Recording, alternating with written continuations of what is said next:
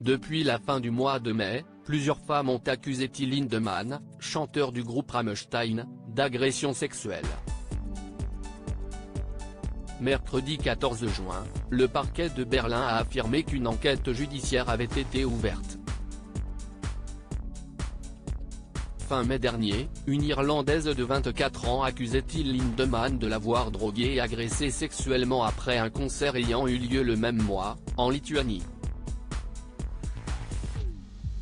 Partagé sur Twitter, ce message a conduit le quotidien allemand Süddeutsche Zeitung à enquêter sur le comportement du chanteur et parolier du groupe Rammstein. L'enquête, publiée le 2 juin, a dévoilé les témoignages d'une dizaine d'autres femmes et a fait état d'un système de prédation sexuelle autour de l'artiste.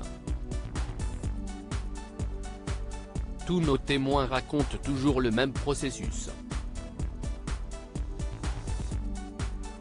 Une témoin a raconté qu'on lui avait clairement proposé pendant un concert une relation sexuelle avec Lindemann en échange d'un passage en backstage, a expliqué Daniel Drepe, du Süddeutsche Zeitung, à Libération. Des faits qui ont rapidement été démentis par Till Lindemann. Ces accusations sont invariablement fausses. Nous engagerons immédiatement des poursuites judiciaires pour toutes les allégations de ce type, ont fait savoir ses avocats. Des plaintes contre Till Lindemann déposées par des tiers en Allemagne, l'affaire a rapidement pris de l'ampleur. Mardi 13 juin, le gouvernement a demandé à ce que des mesures de protection du public féminin soient prises lors des concerts de Rammstein, actuellement en tournée en Europe.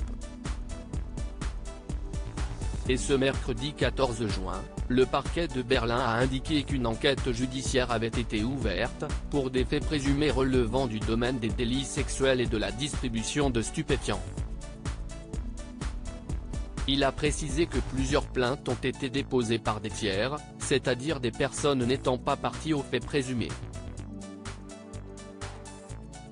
Le groupe Rammstein est attendu à Berlin du 15 au 18 juillet dans le cadre de sa tournée, et à Paris le 22 juillet.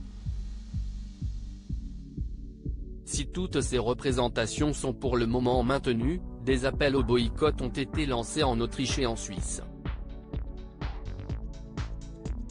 Plusieurs organisateurs de concerts ont également décidé de supprimer la zone, installée juste devant la scène, dans laquelle Till Lindemann aurait repéré les jeunes femmes à inviter en backstage.